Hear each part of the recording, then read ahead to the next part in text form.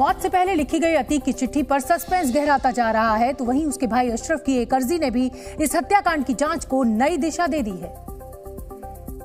दरअसल माफिया अतीक के भाई अशरफ ने हत्या से पहले सीजेएम के यहाँ एक अर्जी दाखिल की थी। इस अर्जी के साथ दाखिल हलफनामे में अशरफ ने जेल से लाकर हत्या की आशंका जताई थी। अर्जी में अशरफ ने प्रयागराज पुलिस से अपनी जान का खतरा बताया था। अशरफ ने लिखा था कि न्यायालय के आदेश की आड़ में रिमांड पर लेकर उसकी हत्या हो सकती है। अशरफ ने अपील की थी कि उसकी पेशी वीडियो कॉन्फ्रेंसिंग के जरिए हो। उसने अर्जी में वारंट बी को निरस्त करने की मांग भी की थी। मतलब ये कि अतीक के गुनाहों में शामिल रहे अशरफ को पता था कि प्रयागराज में उसकी हत्या की जा सकती है, लिहाजा वो हर जगह गुहार लगा रहा था। लेकिन अब तक ये खुलासा नहीं हुआ है कि अशरफ किससे डरा हुआ था, वो कौन था जिससे अशरफ जैसे आरोपी के भी पसीने छूट रहे थे। अतीक और अशरफ की मौत के बाद मुख्यमंत्री योगी का पहला बयान सामने आया। मुख्यमंत्री योगी आदित्यनाथ ने कहा कि प्रदेश में अब कोई माफिया किसी को धमका नहीं सकता। और एक रैली में बिना नाम लिए सीएम योगी ने कहा कि जो लोग प्रदेश में संकट बने हुए थे वो अब खुद संकट में हैं। जो पहले उत्तर प्रदेश के पहचान के लिए संकट थे, आज स्वयं आप देख रहे होंगे कि उनके लिए स्वयं ही संकट बनता जा रहा है। सीएम योगी ने कहा कि जब हमारी सरकारें नहीं थी तो यूपी में आए दिन दंगे होते थे, लेकिन अब दंगा नहीं होता। 2017 से लेकर 2023 में एक भी दंगा यूपी में नहीं हुआ। एक भी बार कर्फ्यू यूपी में नहीं लगा, उसकी नौबत ही नहीं आने पाएगी। सीएम योगी ने उद्यमियों को बेहतरीन कानून व्यवस्था की गारंटी दी। उन्होंने कहा कि कोई भी माफिया उद्यमी को फोन कर धमका नहीं सकता है। सीएम योगी ने कहा कि यूपी में जो 2 कलंक लगे थे, हमारी सरकार आने के बाद यूपी से वो कलंक मिट गए। जुडिशियल कस्टडी में अतीक अहमद और उसके भाई अशरफ की हत्या के बाद मचे हंगामे के बीच यूपी पुलिस की एसआईटी ने अपनी तफ्तीश शुरू कर दी है। पुलिस से जुड़े सूत्रों की माने तो पुलिस ने कॉलवेन अस्पताल में वारदात वाली जगह के आसपास लगे सभी सीसीटीवी कैमरों की डीवीआर को अपने कब्जे में ले लिया है और फुटेज के जरिए नए सुराग तलाश रही है। यूपी पुलिस के एक वरिष्ठ अधिकारी ने बताया कि तीनों आरोपियों की एक सीसीटीवी फुटेज भी मिली है, जिसमें घटना से पहले ये रेकी करते नजर आ रहे हैं। ये सीसीटीवी फुटेज अस्पताल और उसके आसपास का है। ये फुटेज दोपहर का है, जिसमें तीनों आरोपी रेकी करते हुए दिखे हैं। सूत्रों के मुताबिक 14 तारीख को जब अतीक ने मीडिया से बातचीत की थी, उसके बाद ही तीनों आरोपियों ने अस्पताल के आसपास डेरा जमा दिया था। दावा किया जा रहा है कि आरोपी लवलेश तिवारी, सनी सिंह और अरुण मौर्य कॉलवेन अस्पताल के पास पहले से मौजूद थे। तीनों वहां अतीक का इंतजार कर रहे थे, लिहाजा आरोपियों की रेकी की फुटेज सामने आने के बाद पुलिस ने एक स्पेशल टीम बनाई है। ये टीम 24 घंटे केवल इस मामले से जुड़े वीडियो एविडेंस जुटाने के लिए सीसीटीवी फुटेज खंगालेगी। पुलिस का कहना है कि साइंटिफिक तरीके से हर सबूत को जुटाया जा रहा है। ये तीनों आरोपी कब आए थे, कहाँ रुके थे, इन सब की जानकारी मिल गई है। इसके बाद एसआईटी की टीम एफएसएल के साथ वारदात का रिक्रिएशन कराने की तैयारी में है। माफिया अतीक और उसके भाई अशरफ की जिस जिगाना और गिरसान पिस्टल से हत्या की गई थी, वो शूटर्स के पास आखिर कैसे पहुंची, इस सवाल का जवाब तलाशती यूपी पुलिस को एक बड़ा सुराग हाथ लगा है।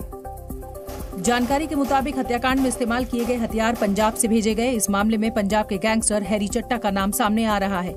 बताया जा रहा है कि पंजाब के गैंगस्टर सुप्रीत उर्फ हैरी चट्टा के जरिए ही Turkey made pistols Uttar Pradesh पहुंचाई गई थी। यूपी पुलिस ने इस बात की जानकारी पंजाब पुलिस को दी है, जिसके बाद पंजाब पुलिस भी इस मामले की जांच में जुट गई है। इस सवाल के जवाब तलाशे जा रहे हैं कि पंजाब के गैंगस्टर हैरी चट्टा ने भारत में प्रतिबंधित जिगाना और गिरसान पिस्टल्स यूपी कैसे पहुँचाई।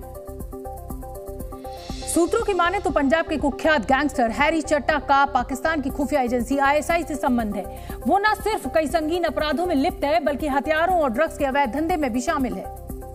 बताया जाता है कि साल 2022 में हरविंदर रिंदा की मौत के बाद आईएसआई ने सुप्रीत सिंह उर्फ हैरी चट्टा को उसकी जगह लेने के लिए तैयार किया। हैरी चट्टा फिलहाल पाकिस्तान में है और वहीं से ऑपरेट कर रहा है। वो कुछ साल पहले स्पेन और जर्मनी से होते हुए पाकिस्तान पहुंचा था। 2016 के नाभा जेल ब्रेक कांड में हैरी चट्टा को ही मास्टरमाइंड बताया जाता है। खालिस्तान समर्थक हैरी चट्टा पंजाब के गुरदासपुर जिले का रहने वाला है। लिहाजा अतीक अशरफ हत्याकांड में पाकिस्तान और खालिस्तान का नाम सामने आने के बाद पुलिस की जाँच का दायरा बढ़ गया है। वहीं इस हत्याकांड में लॉरेंस बिश्नोई गैंग का नाम भी सामने आ रहा है। सूत्रों के मुताबिक अतीक अशरफ की हत्या के सिलसिले में एनआईए लॉरेंस बिश्नोई से पूछताछ कर सकती है। उससे हत्या में इस्तेमाल हथियारों को लेकर पूछताछ की जा सकती है, क्योंकि जिस जिगाना पिस्टल से अतीक और उसके भाई की हत्या की गई, उसी से सिद्धू मूसेवाला का मर्डर भी किया गया था। एनआईए ने इसके बारे में जो है सेम चीजों का होना, इसके बारे में कोर्ट के सामने तो कोई इसके बारे में आधार नहीं रखा है। अगर इंटेरोगेशन के दौरान उन्हें कोई ऐसी पूछताछ करेंगे तो हम हर तरीके से कोऑपरेट करने को तैयार हैं। आज भटिंडा जेल में बंद गैंगस्टर लॉरेंस बिश्नोई को दिल्ली की पटियाला हाउस कोर्ट लाया गया। इस दौरान मीडिया ने उससे अतीक अहमद और अशरफ की हत्या को लेकर सवाल भी किए, लेकिन लॉरेंस बिश्नोई चुप्पी साधे रहा। अतीक वाले केस में आपका नाम आ रहा है। पिस्टल आपकी गैंग ने दी है क्या? लॉरेंस ने भले ही मीडिया के सवालों का कोई जवाब नहीं दिया, लेकिन उंगलियां उस पर भी उठ रही हैं। सिर्फ जिगाना पिस्टल की वजह से नहीं, बल्कि सुंदर भाटी गैंग की वजह से भी। दरअसल सुंदर भाटी गैंग का कनेक्शन लॉरेंस बिश्नोई गैंग से है, जबकि अतीक हत्याकांड में शामिल एक हमलावर सन्नी सिंह लॉरेंस बिश्नोई को अपना रोल मॉडल मानता था। फिलहाल पटियाला हाउस की NIA कोर्ट ने लॉरेंस बिश्नोई को 7 दिन की NIA रिमांड पर भेजा है। माफिया अतीक अहमद पर फायरिंग करने वाले शूटर्स में 23 साल का सनी सिंह यूपी के हमीरपुर का रहने वाला है। पुलिस पूछताछ में सामने आया है कि मोहित और सनी सिंह गैंगस्टर लॉरेंस बिश्नोई से काफी प्रभावित था और वो उसी की तरह जुर्म की दुनिया में बड़ा नाम कमाना चाहता था। यही वजह थी कि अतीक और अशरफ अहमद पर सनी सिंह ने मीडिया की मौजूदगी में ताबड़तोड़ फायरिंग की, ताकि उसके नाम का खौफ भी जुर्म की दुनिया में हो। सनी सिंह ने इस बात को खुद पुलिस पूछताछ में कबूल किया है। सनी सिंह ने पुलिस पूछताछ में ये भी बताया कि पिछले साल जब पंजाबी सिंगर सिद्धू मूसेवाला के मर्डर में लॉरेंस बिश्नोई का नाम सामने आया था, तब से वो उसके पुराने वीडियो देखा करता था और उसी वक्त से उसने इस बात का इरादा पक्का कर लिया था कि वो भी गैंगस्टर लॉरेंस बिश्नोई की तरह ही जुर्म की दुनिया में अपने नाम का खौफ पैदा करेगा।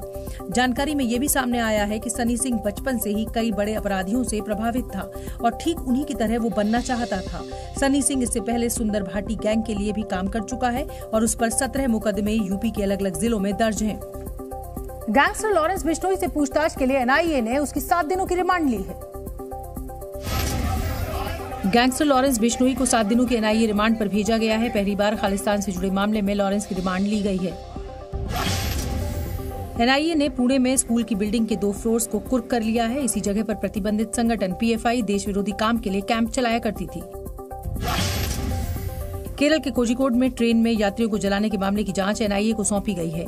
दिल्ली में रहने वाले आरोपी ने घटना को अंजाम दिया था। आग से 4 लोगों की जान गई थी। सूडान में हो रही हिंसा में फंसे भारतीय नागरिकों में कर्नाटक के 31 नागरिक शामिल हैं। कर्नाटक सरकार ने विदेश मंत्रालय को इन लोगों की पूरी जानकारी साझा की है।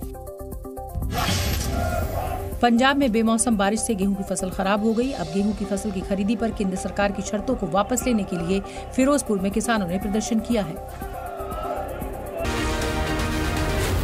Z News.